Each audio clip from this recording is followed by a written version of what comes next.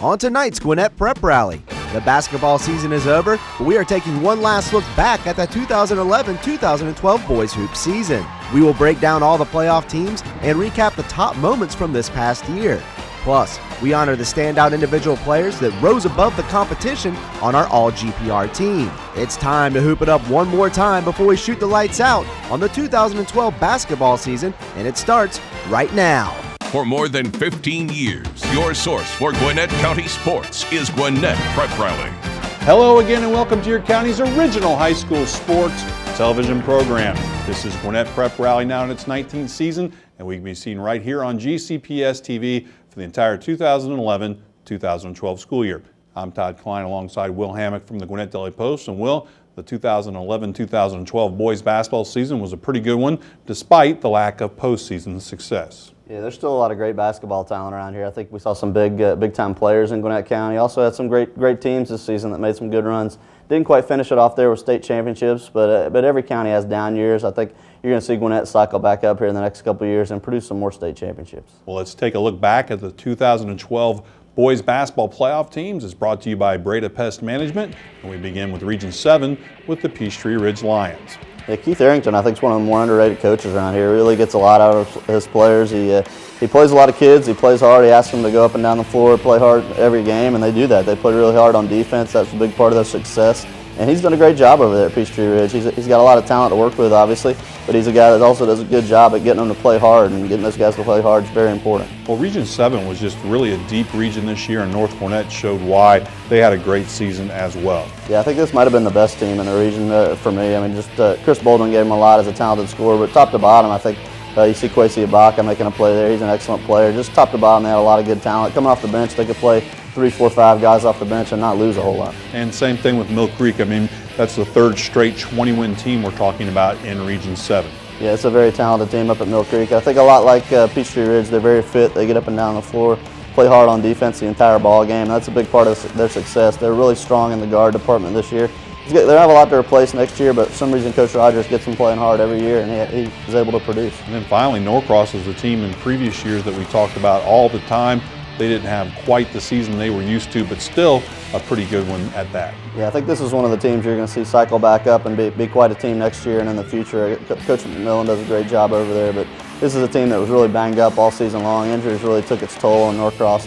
It really wasn't a typical Norcross team because of those injuries. And we'll talk about Norcross. You see their region record was much better than their overall record as far as percentage-wise. And you talked about it in previous shows that Norcross you think is an up-and-comer. I guess that's kind of funny to say about a team as decorated as this one, but it looks like people need to beware of the Blue Devils next season. Yeah, there's a lot of good young talent coming up. They played without Harold Givens. They're a very good junior towards the end of the season. That really hurt them. When he comes back, it's going to be quite the boost. I think Brandon Goodwin's one of the better players around. Miles Autry's an excellent player. So plenty of talent coming through, and you know it's Norcross. People want to come there and play, so I wouldn't be surprised to see some new bodies over there next year. And if Norcross ups their game, Will, that's going to make this tough Region 7-5A even tougher. My question is, how does North Gwinnett stack up? They had a great season. North Gwinnett over the last couple of years getting back to being a basketball school. That's what they were once known for. How does North Gwinnett stack up next year? I think that they lost a lot, obviously. Losing Chris Bolden, our county player of the year, was tough, and losing a guy like Kwesi Ibaka is an excellent player. A.J. Clements is a good player, but they started 2 freshmen who are exceptional. Their younger programs were undefeated, won region titles. I think you see a lot in the younger talent coming up at North Gwinnett. I think it's going to be a basketball program that's going to be something to reckon with these next couple of years. Time now to take a look back at the Region 8 playoff teams. It's brought to you by Next Star Communications, and we start with the Burkmar Patriots. Yeah, great season again for Burkmar. Repeated as region champions. Just a great season for Coach Phillips over there. He's done a lot since coming over from Norcross. Really restored a lot of excitement, and they've always had the tradition over there. They just needed a little boost, a little spark, and they've really got it going these past couple of seasons. They're loaded. They have a good big man there, and Tim Rowe is going to be coming back. And I think he's got them going in the right direction. You talk about a little bit of a basketball rebirth. Shiloh experienced that as well. Shiloh getting back to some big-time winning ways with just a sterling region record of 15-1 during the regular season. Yeah, it's amazing what a couple of transfers can do for you, especially when they're 6'9" and 7 foot. That kind of helps your high school basketball team. But they're going to lose Robert Carter. He's going to Georgia Tech. He's going to be a lot to replace. And then Central Gwinnett kind of did their typical late season flurry and made a nice run into the playoffs. Yeah, David Allen always finishes high in the Coach of the Year voting, and there's a good reason. He always gets the most out of his teams, and particularly late this season, just to really pull off a shocking upset, get into the state tournament. I think it really stunned a lot of people, and it was good for the Black Knights. And then Decula, they had the 15-14 overall record, and were pretty solid in region play. Yeah, I think solid is a good word for this team. Year in and year out, they're going to be very competitive. They're going to be fighting for a state playoff berth. You never really see Decula down. They're really turning out into be a good basketball school as well. So I like what Coach Roy's done over there. I look for them to continue their success here in the next couple of years in Region 8. And you talked about that Berkmar program. Will, we saw so much success over there with Tony Akins and then with Sean Ikba and that crew. Getting back to that success with back-to-back region championships, is there any reason not that the Patriots won't win maybe a third straight? I think they're going to come into the season as a favorite. I mean, he's shown what he can do over there these last couple of years with the talent he's had. They have to replace a lot of bodies. I think Yanell Brown, the region player of the year, is going to be tough to replace. But you start with a big 6'8" sophomore like Tim Rowe and build around him. I think he's going to have a pretty good program over there. And as Berkmar looks to repeat as region champs, who do you think their stiffest challenge will be in Region 8-5A? I still think South Gwinnett's going to be a force to be reckoned with. I mean, they've had another disappointing finish towards the end of this season, but I think there's a lot of talent over there in the South Gwinnett cluster and that community. I think they're going to be very good. I think Archer's really an up-and-coming program that's really going to push. They got upset in the tournament, didn't make state this year, but Coach Watkins does a good job, and I think that's a team that's going to be quite the team the next few years. Well, Gwinnett County has brought home several AA and single A state titles over the years, but those squads didn't quite meet those lofty expectations this season.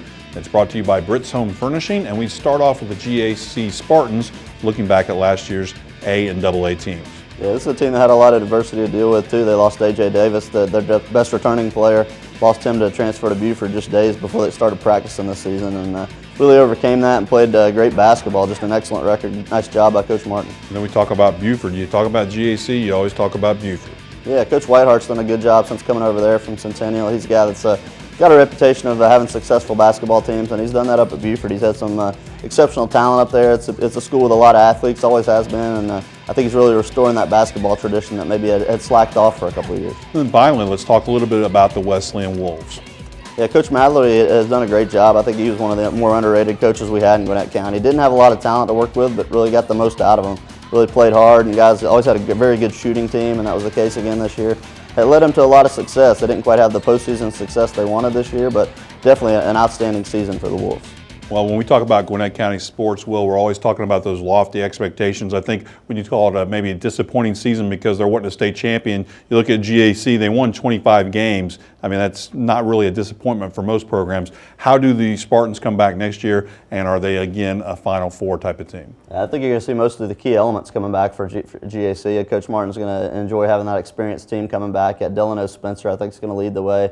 He's really become a go-to scorer for that group. But really all the parts on this team were underclassmen, not a lot of seniors in the rotation, so I look for the Spartans to be strong once again. And kind of how do you see the Buford program coming along? You talked about the new coach, obviously a big-time basketball background there. How do you see this program progressing in the next couple of years? I think it's going to be very strong. I think Coach Whitehart's got a good reputation, and I think he's probably going to get a lot of newcomers up there, that kids that want to play for him, want to play for Buford. And I think before it's all said and done, he's going to turn that into quite the basketball program. Well, we've taken a look back at the top teams from this past season, so now it's time to recognize the standout individual performers on our first team, All GPR. It's brought to you by Tommy Lee Carpets, and we start off with Chris Bolden from North Gwinnett. And Will, I don't know what you can say about this guy that you haven't already. Just an excellent season for him, and in turn, an excellent season for North Gwinnett. Yeah, he's a good kid and a good player. I mean, he's brought a lot to the table. He's a unanimous pick for our county player of the year. A good athlete. I think early in his career he was known for a guy that was just a shooter, but he's really turned into a great athlete and a good all-around game. This time on the big guys side, Robert Carter just really rejuvenated this Shiloh program. Yeah, now he's going to have to rejuvenate the Georgia Tech program. He and Chris Bolden will be playing together down there, so it's a good combination inside out that really is going to help Georgia Tech and hopefully lead them to bigger and better things here over the next couple seasons. And then maybe a little bit of a more underrated guy, but just for his team, it's hard to find somebody that was more important than Yanell Brown. Yeah, really good floor leader, did a lot for the Berkmar Patriots during his career. I think Kennesaw State's going to be a good fit for him. I think a lot of people overlooked him because of his size. You see, he's not a very big guy, but he's a guy that's a great player, a good shooter, and I think he's going to be an exceptional player over at Kennesaw State. And then talking about T.J. Shipes from Buford. Yeah, we get to see him here in Atlanta, too. He's going to Georgia State, really an up-and-coming Georgia State program. He's a good big body on the inside, very physical, very athletic down there, and I think he's a guy that's going to really help out Georgia State. He's probably going to crack the rotation there as a freshman and really help them out, whether it be off the bench or in the starting lineup. So great season for TJ. And then we'll go over to Peachtree Ridge where we talk about an underclassman, Benny Johnson. Yeah, Benny Johnson's an exceptional player. He's a guy that really runs the floor well, probably the fastest end-to-end that I saw all season. Just it really distributes the ball well. Could probably work on his shooting, but as far as jumping, athletic ability, passing the ball, handling the ball, there's probably wasn't a better one in Gwinnett County this year than Benny. He did an exceptional job. I think he's going to be quite the college prospect too. And you kind of hit on it, Will, the fact that Chris Bolden and Robert Carter both going to Georgia Tech. It's been a while since we've had some locals down there that can make some noise. How do you think those guys will play off each other down at the Flats? I think it'll be perfect. I think having a good inside presence is going to open up a lot for Chris Bolden, and as we've seen the last couple of years, he's an exceptional shooter, and vice versa. If Chris is hitting the three-pointers, it's going to open a lot of things up on the inside for Robert Carter, and I think they're going to work very well together. And then we're talking about Unell Brown. We always talk about these big schools and people going to maybe a Georgia or North Carolina or wherever it is, but Kennesaw State, I think, can maybe be just a great fit for Unell Brown. Yeah, definitely. I think their style of play really fits his game. They like him a lot, and really, when you look at results, you can't argue with what he did at the high school level. Was an exceptional high school player, and I think that's going to carry over to the college level. Well, we have more individual honors to hand out as we get to our All GPR second team, and leading things off is Wesleyan's Shane Smith. Yeah, he's going up to West Point, play basketball for Army. I think that's a pretty good fit for him. He's not only academically and what kind of kid he is, but just for the basketball program. I think he's a guy that's got good size. He's going to be an exceptional guard, shoots the ball well, really can take it to the basket more than people realize. I know he's a good shooter, but he's inside, can really finish, and I think that's going to help Army immediately. I think he's a guy that can step right in and play. We talked about one returning Peachtree Ridge player. We'll talk about another now in Jordan Capps. He's a guy that transferred over from Meadow Creek, was a good player over at Meadow Creek as a sophomore, but really delivered this year. He was hurt for a lot of the season, had a bad high ankle sprain that kept him out, but when he was in the lineup, really made a difference for that Peachtree Ridge team with his athleticism and his active defensive play. You can see he's got the long arms, really causes problems. And then you talked about South Gwinnett. Simeon Dennis was a big reason why the Comets had some success this year. Yeah, really probably the best scorer this year in the county. Really found a way to fill it up. He came over from Central Gwinnett and stepped up immediately and did a lot of things for the South Gwinnett program. He's a guy that they went through some tough times, but he found a way to put the ball in the basket. Really a prolific scorer this year, had some huge games.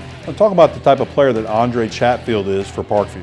Yeah, Parkview's going to have a new coach. Keenan Temple stepped down, so Andre Chatfield is going to be a guy that the new coach is going to want to build around. He was an exceptional scorer for him this year, really filled it up, and they're really going to rely on him as he grows up and develops and matures, and the new coach is certainly going to be happy to have him in the lineup. It's going to be a great boost for the first team, for his first team. And then finally, you talked about Norcross. You're high on them for next year. I assume Brandon Goodwin is one of those reasons. Yeah, he is. He's a guy that I thought had really a breakout season. Not a lot of people knew about him. He was a guy that was around the program last season, but with that state championship deep team, didn't get a chance to show what he could do. He really did this year. He's an outstanding scorer, great ball handler, really was the best player I saw on that Norcross team. And Will, with returning players, you talked about Chatfield's going to be big for Parkview. How does he rank up there with maybe next year as far as being maybe a player of the year or first team all-county type of guy? I think he's going to move up the list pretty high. I mean, he's still a young guy. He's got a lot of developing to do, and really what he's shown right now is the ability to be one of the premier scorers in Gwinnett County, and he's still a young guy. So as he develops, I think he's going to be one of the premier players in Gwinnett County over the next few years. And then we talked about Goodwin, we talked about Norcross. Who else at Norcross do you expect to step up as the Blue Devils try to get back to their region title winning ways? Yeah, I think it has to start with Harold Givens. He's a guy that not a lot of people saw this year because he was kind of in and out with the injuries. He really struggled after moving up from Columbus, but he's a guy with a tremendous amount of talent. I think maybe the preseason favorite for player of the year when he puts it all together and is healthy next season. So that's going to be a great boost for the Blue Devils. Well, it was another memorable year for boys hoops here in Gwinnett County. We have narrowed down all of the great moments from the 2011-2012 season, and we begin with Central Gwinnett's late charge to qualify for the state tournament. Yeah, you looked at their record in the regular season, they really struggled, and they lost some talented players too. They lost Simeon Dennis over to South, but really they put it together when it counted at the end of the season. The Black Knights had an excellent basketball season, and like they always do, play their best at the end of the season. That's a credit to Coach David Allen. And then talking about playing their best at the end of the season, Peachtree Ridge, we talked about how tough Region 7-5A is. Well, Peachtree Ridge got to the tournament and made just a great run. Yeah, there was a team that maybe earlier in the season you might not look at them as being a state tournament team, but really turned it on. They really had a great region tournament. I mean, we talked earlier about how tough that region is for Region 7 boys, and they really put it together at the right time to make the state playoffs. And then finally, a program we both have fond memories of covering some great players over there. Berkmar returns to its glory days they go back-to-back with region titles. Yeah, that's good to see, and I think they have some good young talent coming over there, so they have a good chance of at least making a good run at a three-peat. I know it's a tough region and a tough region to win, but Coach Phillips has things going great right now, and if they get it going, they could have a three-peat next year. And Will, looking at that, we talk about Berkmar trying to come back, Norcross. Who would you say maybe goes 1-2 in Region 7 and who goes 1-2 in Region 8 a year from now? That's a tough question. I mean, I really like to go with the defending champs in Region 8. I really like Berkmar. I think Shiloh loses a lot, so I maybe see them dropping off. I think Archer's really got a lot to prove after that disappointing playoff finish. They're going to be right up there. And I think up in Region 7, North Gwinnett's an excellent basketball team, but I think maybe they'd be the two, but really Peachtree Ridge and Norcross are going to be battling out for that #1 spot. Time now for Will's World. We put 60 seconds on the clock. We get in the mind of our very own Will Hammock, and it's brought to you by Nexstar Communications. Yeah, we touched on it briefly earlier. There's been a lot of coaching changes lately. Parkview boys' job opens up. Keenan Temple, he's a former Norcross assistant that came over there. He lives over in Alpharetta. He's looking to maybe get over more that way, a job closer to home. Wesleyan boys are also looking for a new job. Skip Matherly stepped down, and I really think that Skip's done a great job. Like we said, really, very underrated. And Donnie Miles from North Gwinnett had some big news out of him this week, committed to North Carolina football. He's an exceptional football player. I think we've seen a lot what he can do on the offensive side of the ball, runs the ball well, but I think his future home is on the defensive side of the ball. That's where North Carolina likes him. You can see he's got the body there to be a great cornerback, and I think that's where he's going to be a star at the next level, is at that cornerback spot. And more news out of North Gwinnett, Kwesi Ibaka also made a commitment. 6'9" guy. I think he's really made a lot of improvements since his sophomore year. Really stepped up his game. I look for him to continue to improve at the next level. He committed recently to Northeastern basketball. I think that's going to be a good fit for him up in Boston. It's a nice school up there. I think he's going to enjoy it, and also it's going to develop his basketball game because he's a guy with a lot of upside on the basketball court. Well, I want to go back real quick and ask you about Donnie Miles. He's going to North Carolina, which is interesting in that North Carolina just recently got announced that they'll have some sanctions, but it looks like he was looking for a good fit and will probably miss that postseason ban with a redshirt year. So do you think that was the right school for Donnie Miles to choose? Yeah, I think it's a good fit. I mean, he really looked at a lot of schools. He had great options. It wasn't like North Carolina was the only option that he had. I mean, they had a lot of good schools he was looking at, but academics is very important. I mean, anytime you can go to North Carolina and get a degree from there, it's great, and you can't turn that down. All right, we're out of time, but you can visit us online at GwinnettPrepRally.com for the world-famous message board and video highlights. And you can also keep up with GPR on Twitter and on our Facebook fan page. Be sure to join us next week for more highlights and features on Gwinnett Prep Rally every Tuesday through Friday right here on GCPS TV. For Will Hammock and all of us here at GPR, I'm Todd Klein. Thanks for watching, and we'll see you under the lights. Grab some wood there, bub.